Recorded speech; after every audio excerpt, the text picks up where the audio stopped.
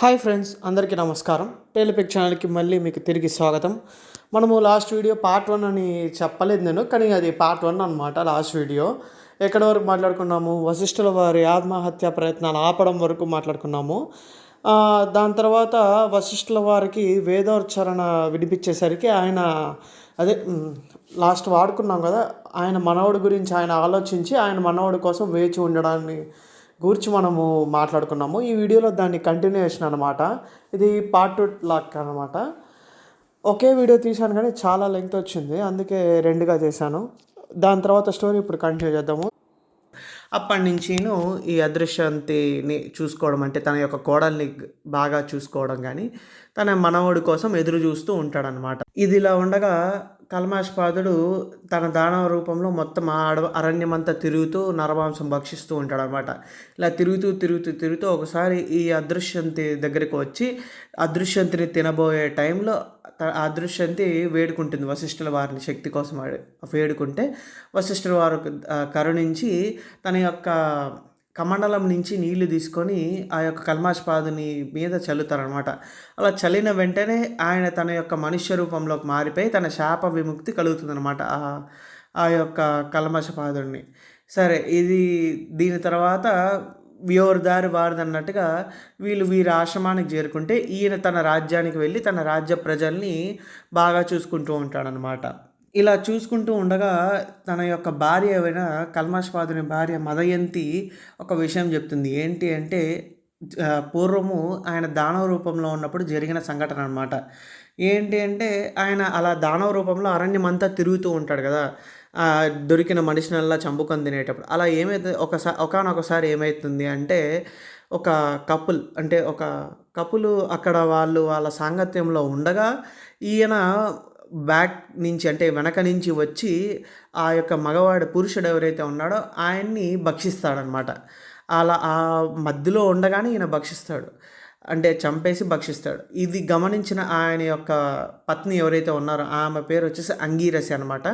తను ఏం చేస్తుంది అంటే, మేము ఇలా సాంగత్యంలో ఉండగా నువ్వు చేసావు కదా, కాబట్టి నువ్వు నీ యొక్క భార్యతో సాంగత్యం చేయలేవు, నీకు పుత్రుడు లభించడు అని చెప్పేసి శపించి, అలాగే ఆ యొక్క జరిగిన సంఘటనకి ఈయన డైరెక్ట్ బాధ్యుడు కాదు కాబట్టి ఒక చిన్న కండిషన్ లాగా ఏం చెప్తుందంటే, ఏమిస్తుందంటే వశిష్ఠుల వారి వల్ల నీకు పుత్ర భాగ్యం కలుగుతుంది అని చెప్పేసి కూడా చెప్పేస్తుంది అనమాట. ఈ విషయం అనేది ఆ దానవ రూపంలో ఉన్న కల్మాష్పాదునికి అర్థం కాదు, కానీ దమయంతికి తెలుసు. కాబట్టి ఈ విషయం అంతా కూడాను కల్మాష్పాదునికి దమయంతి మళ్ళీ చెప్తుందనమాట. ఇలా చెప్పిన వెంటనే ఏంటి అంటే ఆయన బాధపడిపోతాడు, అయ్యో ఏంటి ఇలా జరిగిపోయింది అని. దీని తర్వాత ఈయన వెంటనే వశిష్ఠుల వారి దగ్గరికి వెళ్ళి అడిగితే, సరే ఆ యొక్క మదయంతి ఋతుమతి అయిన తర్వాత స్నానం చేసి వచ్చిన తర్వాత వశిష్ఠుల వారి వల్ల ఆ యొక్క మదయంతికి ఒక పుత్రుడు ఉద్భవిస్తాడనమాట. అమ్మ గర్భం దాలుస్తుంది, కానీ ఏంటైతుందంటే ఎంతకాలమైనా కూడాను ఆ గర్భంలో నుంచి శిశువు బయట రాదనమాట, అంటే అక్కడే ఉంటుంది. దానికి ఈ యొక్క మదయంతి యొక్క పేషెన్స్ పోవడం వల్ల తను ఫోర్స్గా బయటికి రప్పించాలని ట్రై చేస్తుంది. అలా ఫోర్స్గా ట్రై చేసేసరికి కుమారుడు ఉద్భవిస్తాడనమాట. ఆయన పేరు అశ్మకుమారుడు అనమాట. దాని తర్వాత కొంతకాలానికి ఈ యొక్క అదృశ్యంతికి కూడాను ఒక కుమారుడు జన్మిస్తాడు. ఆయనే పరాశర మహాముని అన్నమాట.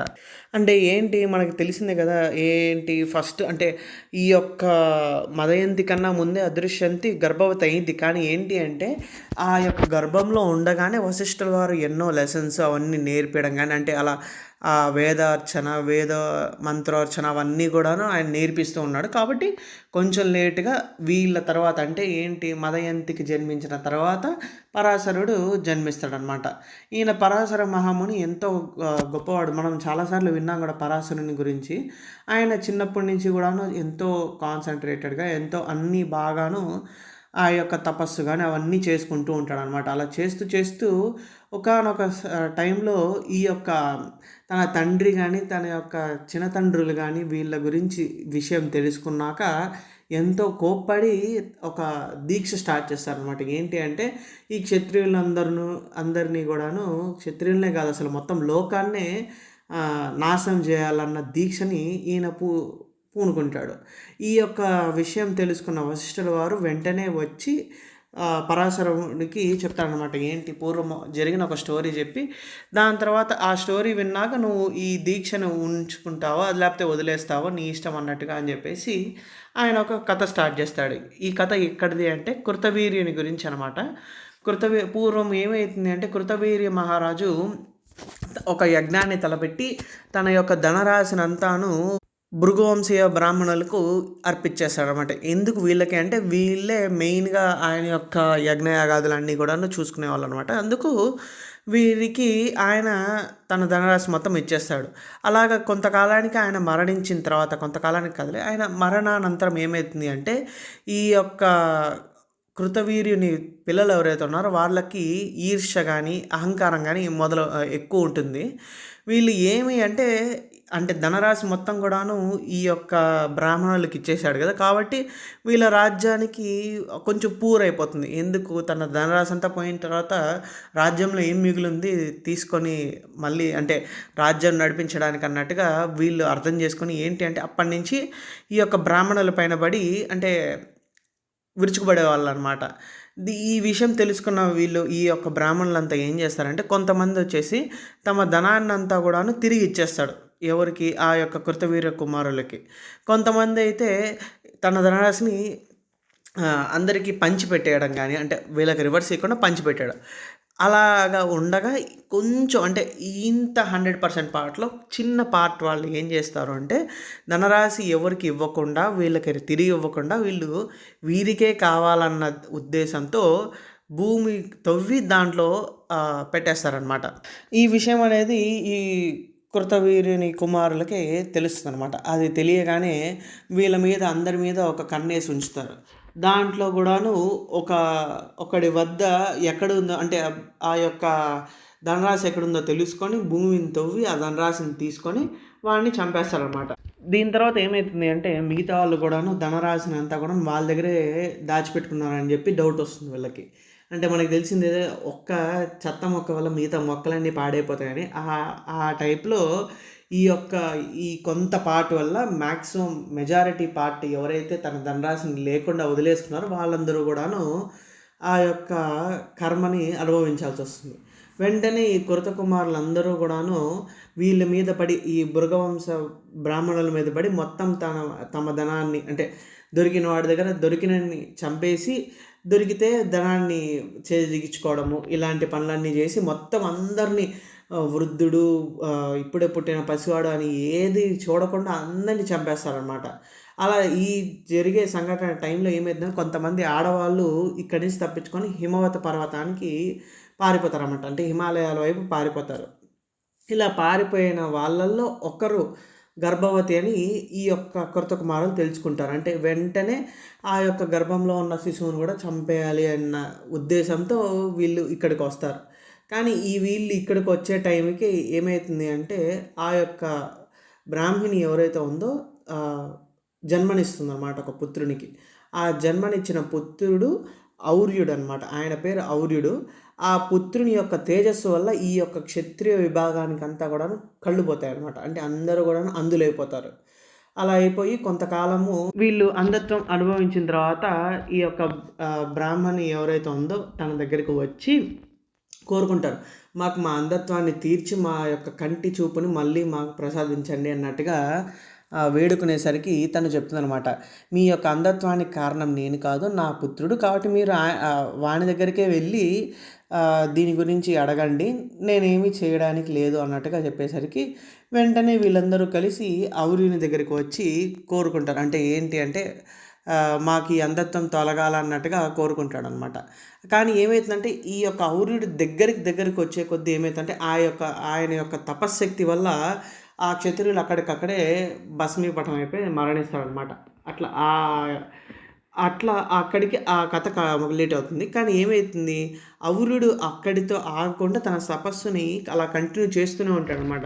ఇలా ఆయన కంటిన్యూ చేసే కొద్దీ ఏమవుతుందంటే ఆయన తపశ్శక్తి మొత్తం ఒక్క క్షత్రియుల మీదే కాదు మొత్తం ప్రపంచం మీద చూపించి అందరూ కూడాను ఆ తపశ్శక్తి వల్ల బాధపడుతూ ఉండేట్టుగా జరుగుతుందన్నమాట. ఇది గమనించి ఆ యొక్క పరలోకంలో ఉన్న వాళ్ళందరూ దిగి వచ్చి చెప్తారనమాట. నాయన నీవు నీ యొక్క తపశ్శక్తిని కంట్రోల్ చేసుకోవాలి. ఇలా ఉంటే మొత్తం ప్రపంచానికే నష్టం గదా అన్నట్టుగా చెప్పేసరికి శౌర్యుడు కూడాను సరే నేను నా యొక్క తపశ్శక్తిని కంట్రోల్ చేసుకోవాలని అనుకుంటున్నాను. నేను ఈ యొక్క దీక్షను విరమిస్తున్నాను. కానీ ఈ యొక్క తపశ్శక్తిని నేను తగ్గించలేను, ఆపుకోలేను. నేను ట్రై చేసినా కూడా కంట్రోల్ చేయాలని నేను ఆహుతి అయిపోతాను, భస్మీపటం అయిపోతాను. కాబట్టి ఏం చేయాలి? ఎవరికి ప్రపంచానికి ఏమీ కాకుండా, నాకు ఏమీ కాకుండా ఏం చేయాలో కూడా దానికి సొల్యూషన్ మీరే చెప్పాలని అడిగేసరికి ఆ యొక్క పుణ్యాత్ములు ఎవరైతే ఉన్నారో వాళ్ళు చెప్తారనమాట. నువ్వు తీసుకువెళ్ళి ఒక సముద్ర భాగంలో పెట్టేయి ఈ యొక్క తపశ్శక్తిని అంతా కూడా నువ్వు ఉంచు.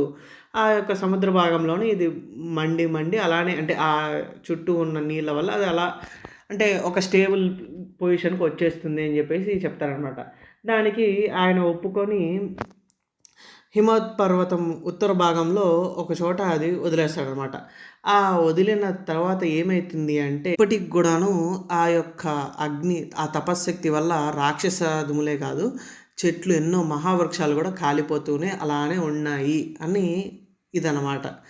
దాని తర్వాత ఈ యొక్క స్టోరీని చెప్పి దీన్ని విన్న తర్వాత నువ్వు ఏం చేయాలనుకున్నావు అన్నట్టుగా పరాశర మునికి వశిష్ఠుల వారు చెప్పేసరికి సరే అని చెప్పేసి పరాశర ముని తన దీక్షని వదులుకుంటాడనమాట. ఈ యొక్క కథ అలాగా ముగుస్తుంది. అలా ముగిసిన తర్వాత అంగారపర్ణుడిని అర్జునుడు ఇంకొక క్వశ్చన్ వేస్తాడు. సరే ఇన్ని మాటలు చెప్పావు కదా, నీకన్నా దగ్గర బంధువు కానీ దగ్గర మిత్రుడు కానీ ఆప్తుడు కానీ నాకు ఎవరూ లేరు. కాబట్టి మాకు పౌరోహిత్యం ఎవరు ఇవ్వాలో కూడా నువ్వే సెలవు ఇవ్వు అన్నట్టుగా అంగారపర్ణుడిని అడుగుతాడనమాట.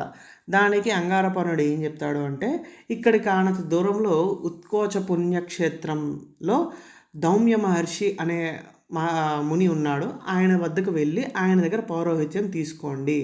ఆయన చాలా పవర్ఫుల్. ఆయన ఇంకా ఏంటి అంటే దేవల మహాముని యొక్క సహోదరుడు అనమాట. ఆయన చాలా శక్తిమంతుడు. ఆయన వద్ద మీరు పౌరోహిత్యం చేసుకున్నారంటే బాగా మీకు మంచి జరుగుతుంది అని చెప్పేసి చెప్తారనమాట. ఇలా చెప్పిన తర్వాత అర్జునుడు ఇంతకుముందు మనం వీడియోలో చూసాం కదా, వాళ్ళు అనలాస్త్రాన్ని ఎక్స్చేంజ్ రూపంలో పెట్టుకున్నారు. ఏంటి అంటే అనలాస్త్రానికి ఎక్స్చేంజ్గా ఈ యొక్క అంగారపర్ణుడు తన యొక్క అశ్వాలను కానీ ధనరాశిని కానీ ఇస్తాను అన్నట్టుగా చెప్పాడు కదా. దీనిని ఎక్స్చేంజ్ కోసం అన్నట్టుగా అనలాస్త్రాన్ని అంగారపర్ణుడికి ఇచ్చి అలాగే ఏం చెప్తాడంటే ఈ యొక్క అశ్వాలు ఏవైతే ఉన్నాయో తన దగ్గరే ఉంచుకోమని చెప్పి ఏదైతే సమయం వస్తుందో అప్పుడు మేము వచ్చి తీసుకుంటామని చెప్పి చెప్తాడనమాట. దీంతో ఈరోజు వీడియో కంప్లీట్ అయింది. Thank you for being me with till the last of the video. Please like, comment, share my video. Please subscribe to my channel Tail Epic. Thank you. See you in the next video.